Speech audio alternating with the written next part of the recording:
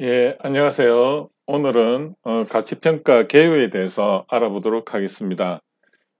여러분들 이 가치평가 개요에 대해서 제가 좀 고민을 좀 많이 했습니다. 이것을 일일이 제가 책 중심으로 이렇게 강의를 할 건가, 아니면은 음, 이 이 책 중심은 아니더라도 그 가치평가에서 어떤 종류별로 이렇게 모든 걸 다 합해서 전체적으로 여러분들한테 강의를 할 건가? 아니면 먼저 제 관점에서 요약된 내용들 중심으로 해서 여러분들한테 먼저 그 핵심 줄거리를 이 책이나 기존 거에 연연하지 않고 먼저 제가 그 맥을 잡고 그다음에 여러분들한테 그 관점을 만들어 드린 후에 제가 이제 이렇게 갈 건가 이렇게 해서 한 세 가지로 생각을 해요. 고민을 좀 많이 했습니다. 한 2주간 그 고민을 하면서 제가 결론은 뭐냐면 제일 마지막에 음, 제 관점에서요. 전반기에는 이렇게 진도를 나가서 먼저 관점을 만들어 드리고 그 다음에 그 관점을 가지고 이 책을 한번 보고 그 다음에 그 내용도 그 세세하게 이렇게 들어가는 게 여러분들한테 흥미 유발적인 측면뿐만이 아니고 이 가치 평가가 굉장히 쉽구나 이런 느낌을 드리기 위해서 제 나름대로 한 2주 고민했어요. 그러다 보니까 좀 강의가 굉장히 저도 좀 이거를 고민하는 게 그래서 지금 이제 이렇게 강의를 3주차부터 하는데 처음에 이 방향을 잘 잡아야지 쭉 가는 거거든요. 근데 이게 이제 저도 가치평가 이거를 처음 이제 이렇게 강의를 하는 관점에서 또 이게 오프라인으로 처음에 이렇게 강의를 하려다 이게 온라인으로 하는 관점에서 이 방향성 설정하는 게 굉장히 제 나름대로 고민이 좀 많았습니다. 그 양해를 바라고요. 그럼 오늘은 이제 이렇게 할 겁니다. 어, 전체적으로 제가 가지고 있는 관점에서 여러분들한테 쉽게 어떻게든 쉽게 이렇게 맥을 잡아 드리고 그 다음에 한번 책도 보고 사례도 보고 그러면 여러분들이 굉장히 가치평가 굉장히 쉬운 거구나 이렇게 알 수가 있을 것 같습니다. 그래서 한번 그 관점에서 한번 이렇게 보도록 하겠습니다. 그러면 예, 이 가치평가 방법론은 크게 이렇게 보시면 돼요. 과거에 있는 기록을 가지고 가치를 평가하는 방법인데요. 이게 이제 과거의 기록을 중심으로 그래서 과거에 이제 이런 기록이 있다는 것은 어떻게 보면 시장으로 보면 성장기거나 성숙기에 있는 어떤 비즈니스 모델이 되거나 아니면 기업이 되겠죠. 그래야지 기록이 있는 거지 않습니까? 그래서 이 과거에 있는 기록을 통해서 미래를 예측하는 방법인데요. 그럼 이제 이러한 과거적인 관점이 있고요. 그 다음에 두 번째는 현재의 그 관점에서 한번 이 비교할 수 있는 대상이 있으면은 이 가치 평가가 가능하다는 거죠. 그래서 이것도 어떻게 보면 신생시장이라기보다는 과거 기록을 통하는 방법과 병행하게 되는 거죠. 그래서 기술이 있거나 아니면은 기술이 이미 형성되어 있거나 누구나 알 수 있는 범용적인 기술이거나 아니면 그 기업들이 있기 때문에 그 기업이나 기술을 가지고 비교하는 겁니다. 그 다음에 세 번째는 현재의 그 투입된 비용을 통해서 어, 원가 플러스 마진을 가지고 어, 어떻게 보면 평가하는 방법인데요. 음, 이 과거나 현재의 그 비교 대상은 어떻게 보면 상대적인 건데 이 방법은 나를 중심으로 나의 내부에 그 투입된 순수 비용을 가지고 거긴 연구개발비도 있을 거고, 그리고 시제품 개발비도 있을 거고, 그리고 엔지니어링, 즉 인프라 구축에 필요한 비용도 있을 거고, 또 영업만 구축에 필요한 비용도 있을 거고, 이런 기술 사업화 단계별 투입된 비용들을 총 합하면은 이제 판매될 제품에 대한 원가가 나오지 않습니까? 그거를 에다가 마진을 합해서 이렇게 어, 계산하는 방법입니다. 그걸 우리는 이제 현재 기준으로 투입 비용을 기준으로 하는 거고요. 그 다음에 이제 또 네 번째가 뭐냐면 미래의 수익을 순수하게 추정을 해가지고 하는데, 자, 우리가 그 초기 우리가 이제 창업을 하는 업체의 관점에서 우리가 만약에 혁신 제품을 만든다. 그러면은 이거는 없는 시장을 만들지 않습니까? 그러면 어떻게 기술 가치를 또는 제품 비즈니스 모델을 서비스 모델을 추정을 할 건가? 이런 거는 이 미래의 추정을 하는데 이때 이제 어떻게 할 건가? 그래서 총 네 가지 접근 방법이 있다고 보시면 돼요. 그러면 우리가 보통 창업을 했을 때 어떤 시장이 많이 들어갈까요? 우리가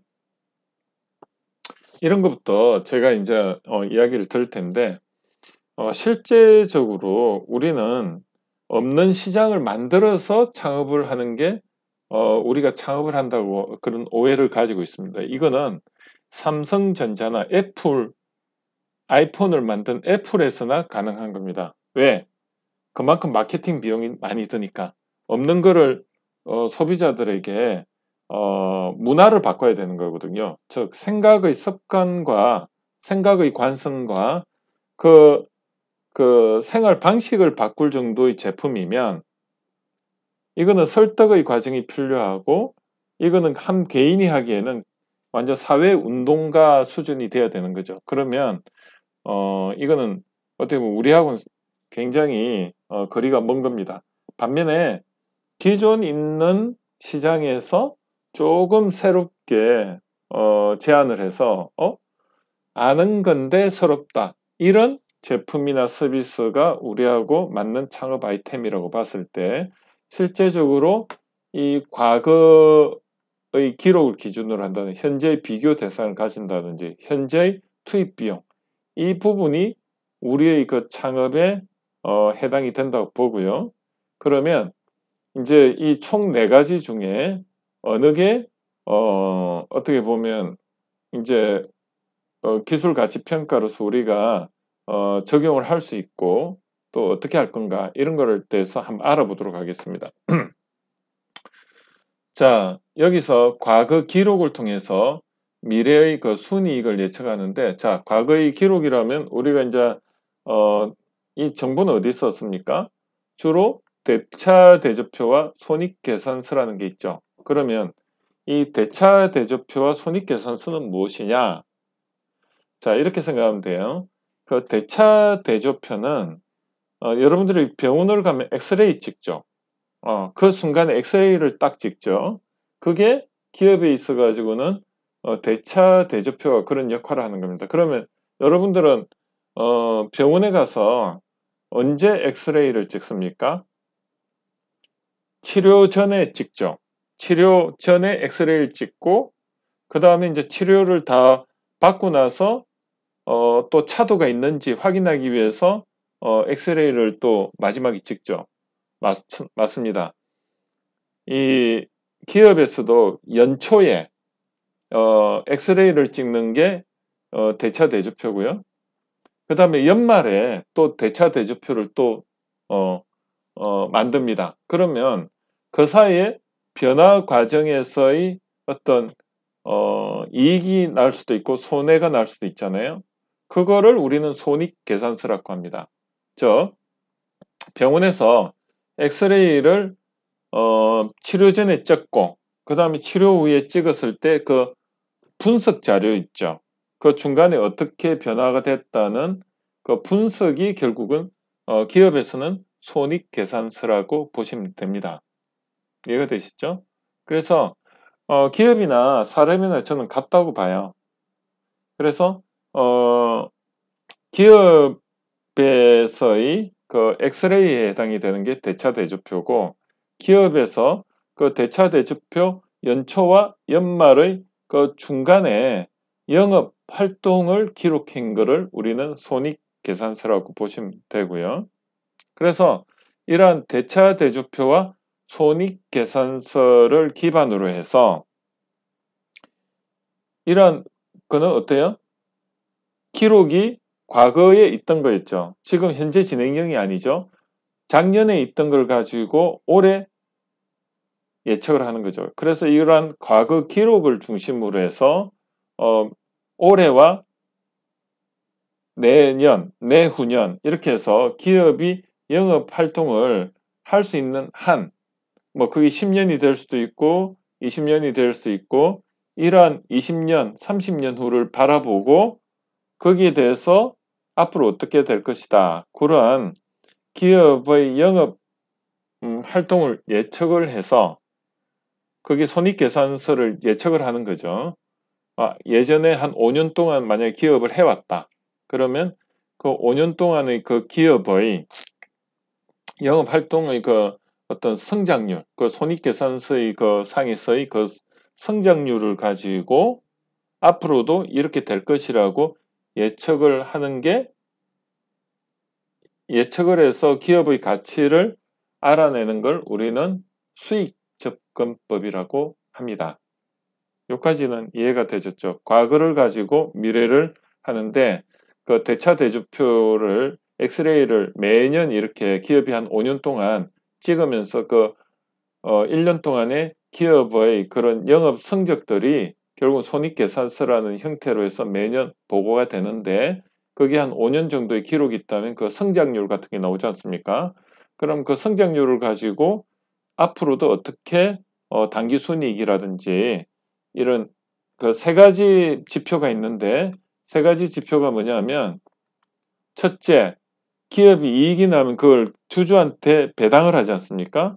이런 배당률을 가지고 기업 가치를 평가하는 방법이 있고, 두 번째는 매출 빼기 비용은 어때요? 거기다 세금이라는 부분하고, 그 다음에 또 영업의 수익과 비용이 있고, 그죠? 영업의 수익과 비용이 있고, 그 다음에 뭐가 있죠? 법인세, 어, 그죠? 이런 것들을 감안한 게 당기순이익이라고 하고, 이 잉여 현금 흐름은요, 실제로 기업이 회계상에 어떤 순이익이 나더라도 실제로 보니까 어때요? 기업이 그 시간차에 의해서 거기에 돈이 묶여 있는 게 많아요. 아니면 내가 돈이 받을 게 있고, 이런 돈을 받을 거와 돈을 재고자산 이런 묶여 있는 거에다가 또 투자를 했으면 거기에 대해서 감가상각까지 고려한 실질적인 기업의 현금 흐름을 우리는 잉여 현금 흐름이라고 합니다. 근데 저는 사실은 이 잉여라는 게 왜 들어갔는지를 가만히 생각해 보니까, 현금 흐름은 현금 흐름인데 그 외에 잉여, 즉 그 밖에 것을 다 고려한 것을 우리는 현금 잉여라고 표현을 한 것 같아요. 이 적당한 한국말이 없다 보니까 잉여라고 썼고, 영어로는 free, 캐시 플로우라고 합니다. 현금 흐름은 캐시 플로우인데, free가 뭐냐면 그 우리가 회계상에 고려되지 않은 그런 자유로운 모든 걸 다 합한 거를 우리는 잉여라고, 이제 프리라고, 영어에서는 프리라고 하고 한글로는 잉여라고 표현을 했어요. 그래서 잉여 현금 흐름을 가지고 미래의 그런 잉여 현금 흐름까지도 고려해서 기업 가치를 한다. 그래서 이거는 과거 기반의 성장률을 가지고 수익 접근을 하는 거죠. 그래서 수익 접근법은 미래를 예측하긴 하는데 과거의 기록이 있기 때문에 그게 가능하다. 그래서 수익접근법은 이 기업 배당이나 당기순이익이나 잉여 현금 흐름의 데이터를 가지고 하는데 그건 과거 기록을 가지고 하더라. 이렇게 이해를 하시면 되고, 그런데 이걸 할 때 하나 전제 조건이 뭡니까? 기업 영업 활동이 있어야 되죠. 그러면 이게 신생기업이나 우리 창업자 기반으로 이게 가능할까요? 아니면은 기존 한 5년 이상 업력이 있는 기업이 가능할까요? 그렇습니다. 업력이 있는 기업들이 여기에 해당이 되기 때문에 신생기업은 이 수익접근법을 쓰는 게 사실 쉽지는 않습니다. 그죠? 음, 예, 쉽지는 않습니다. 자, 그 다음에 두 번째는 현재의 그 비교 대상을 통해서 가치를 평가하는 겁니다. 그죠? 이런 현재의 그 비교 대상을 가지고 이렇게 평가하는 건데 이거 같은 경우에는 어떻습니까? 비슷한 업종이나 업태에 해당되는 업체의 정보를 가지고 그 업체의 위에 그 수익 접근법과 비슷해요. 기업 배당이나 당기 수익과 잉여 흐름 비슷한데 우리 걸 가지고 하는 게 아니고 과거에 우리 데이터를 가지고 하는 게 아니고 이게 과거라는 거는 자사의 과거 기록을 가지고 한다면 이거는 현재의 타사의 현재 비교 대상의 어, 기업이나 이런 단기 순이익 이런 걸 가지고 하는 거를 우리는 시장 접근법이라고 한다. 이해가 되시죠? 근데 이거 같은 경우는 신생기업도 가능할까요? 우리 같이? 가능하죠. 왜 가능하냐? 우리가 업력이 없더라도 업종, 업태에 해당되는 소프트웨어 업종에 어디에 해당되는 이게 가능하니까 결국은 시장 접근법이 어떻게 보면 신생기업에 더 가깝다고 볼 수가 있는 것입니다.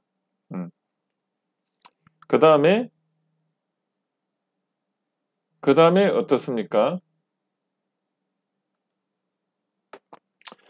자, 그래서 타사의 현재의 그 비교 대상을 통해서 하는 거는 신생기업도 가능합니다. 그죠? 어, 업종 업태를 알고 그 업종 업태의 기업 배당, 당기 순이익, 현금 흐름을 알면, 잉여 현금 흐름을 알면 가능합니다.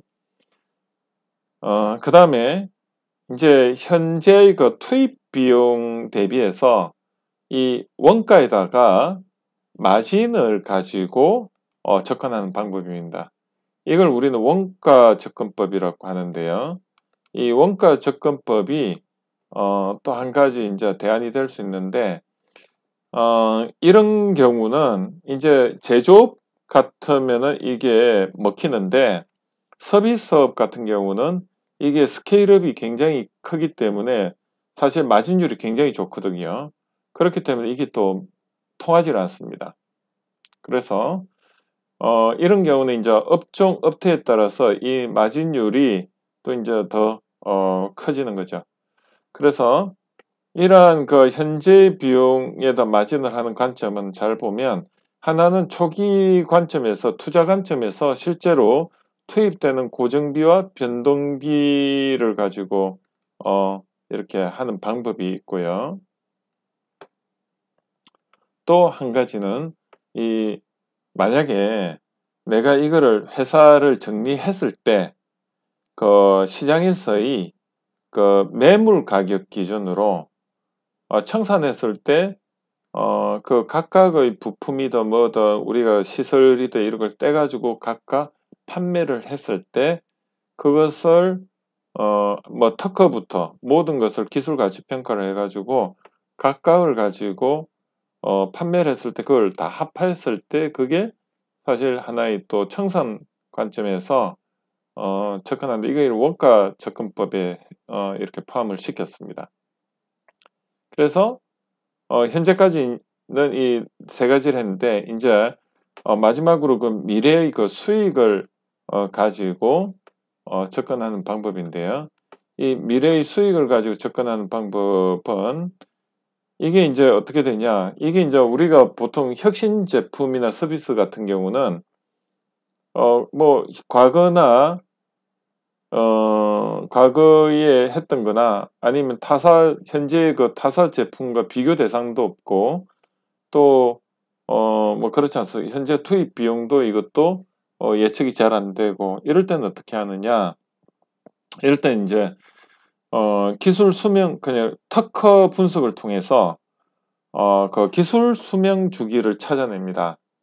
특허는 어떤 특성이 있냐면 이 특허는요 그냥 혼자 존재를 하질 않고요 항상 기존 특허 대비 우리 기술이 어떻다 이런 식으로 접근을 하거든요. 그러다 보니까 특허 그 분야별로 기술 키워드를 검색을 하면 그 인용률이 나옵니다. 그 인용률이 계속 증가할 수도 있고 감소할 수도 있는데 이런 인용률을 가지고 어떻게 보면 이걸 빈도 분석이라고 볼 수가 있죠. 이런 빈도 분석을 통해가 빈도가 계속 늘어나면은 성장기에 있다. 이게 빈도가 정체되어 있으면 성숙기에 있다. 인용률이 키워드가 내가 하려는 분야의 그 특허에 키워드가 감소 추세에 있다. 이러면 성숙기에서 이제 쇠퇴기로 가는 거죠. 이러면 이러한 걸 가지고 어떻게 보면 기술 라이프 사이클을 예측을 할 수 있는데 그 기술 라이프 사이클을 가지고 앞으로 어느 정도까지 우리 기술이나 기반으로 해서 사업을 할 수 있을 건가 이런 게 나오고 이런 걸 가지고 수익을 추정을 하는 거죠. 그래서 총 이 네 가지 방법이 있는데 이걸 우리는 아까 미래의 수익을 하는데 기술 수명 주기를 가지고 이걸 로열티 접근법이라고 해요. 그래서 이 기술 수명 주기에서 이 기술이 제품이나 서비스에 기여하는 그 비율을 가지고 역으로 하면 어떻습니까? 기술이 이 제품이나 시장에서 기여하는 로열티가 어느 정도다, 5%다, 10%다 이런 게 나오지 않습니까? 그럼 역으로 말하면 이게 10% 기여한다면 이 로열티 곱하기 10을 하면 그 기업의 순이익이 되는 거죠. 만약에 로열티가 연 1,000만 원 정도 가치가 있다. 근데 이게 기여율이 10%다. 그러면 그 기업의 단기 순이익이든 잉여 현금 흐름을 기준으로 했을 때 이 기업의 순이익은 1억이 되는 거죠. 그게 이 기술 라이프 사이클을 봤더니 한 15년 정도는 예측이 된다. 그러면 그것을 각각 1억씩 해서 15년인데 그것을 복리로 계산해 봤더니 현재 가치로 했더니 얼마더라. DCF 방식이죠. 이렇게 했을 때 그 가치가 나오는 겁니다. 그래서 요런 네 가지가 있는데 이것을 그럼 한 가지씩만 쓰느냐? 꼭 그렇지도 않다는 거죠. 여러분들이 기술 가치 평가를 할 때 이런 네 가지를 하이브리드로 써가지고 각각을 전부 도출할 수 있는 데까지 다 도출을 해가지고 그것의 그 산술 평균을 가지고 하는 방법이 있을 수도 있고요. 아니면은 내가 볼 때는 여기서 제일 리저너블 즉 우리의 그 지금 신생 기업으로서 뭐 예를 들어 가지고 이 로열티 접근법이 가장 타당성이 있고 나머지는 조금은 해당 사항이 없다. 그럼 로열티 접근법만 가지고 할 수도 있고 또 우리가 접근하는데 이 네 가지 방법 중에 그냥 원가 접근 방법 외에는 뭐 도저히 방법이 없다. 그러면 이 원가 접근 방법을 가지고 할 수도 있는 겁니다. 아시겠죠? 그래서 총 이 네 가지가 결국은 가장 핵심이고 이러한 부분에 대해서 앞으로 제가 이야기를 계속 해 나갈 겁니다. 어떻습니까? 여러분, 제가 조금 욕심이 처음에는 이 강의를 하면서 욕심을 좀 많이 부렸어요. 그래서 굉장히 이거를 막 이렇게 다 이야기를 하려다 보니까 제 관점에서는 욕심을 부렸는데 이것저것 막 이렇게 이야기하려고 하다 보니까 여러분들 관점에서 봐가지고는 이 가치평가 이 부분이 굉장히 또 난해하게 받아들여질까 봐 굉장히 조심스러웠습니다. 그래서 오늘은 먼저 이 가치평가의 어떤 전체 관점을 한번 제가 이렇게 이야기했는데요. 이렇게 생각하시면 돼요. 과거 기반으로 미래의 기업의 손익계산서 기반의 매출 단기 순이익이든 잉여 현금 흐름이든 아니면 기업 배당을 가지고 접근하는 건 수익 접근법이다. 그리고 타사의 그런 세 가지 정보를 가지고 접근하는 것을 우리는 시장 접근법이다. 그죠? 근데 현재의 내가 투입된 걸 기준으로 접근하는 거는 원가 접근법이다. 그죠? 그런데 어, 미래에 어떤 기술 가치 평가를 통해서 로열티로 접근하는 것을 우리는 로열티 접근법이다. 그럼 자, 한번 볼게요. 그냥 비교 분석을 통해서 접근하는 것은 전부 시장 접근법이죠. 예. 현재의 그 있는 거에 기업의 어떤 걸 가지고 수익 접근법은 과거 기반의 미래에 예측하는 것. 예. 그 다음에 원가 접근법도 현재에 투입된 것까지 가지고 하는 것. 로열티는 아예 혁신 제품 같은 경우는 그런 정보가 없기 때문에 특허 분석을 통해서 한다. 이렇게 보시면 되고요. 그래서 이런 네 가지를 하이브리드로 해서 기술 평가할 때 어떻게 보면 산술 평균을 해서 접근합니다. 그러면 이걸로서 기술 가치 평가의 어떤 관점을 제가 설명을 드렸습니다.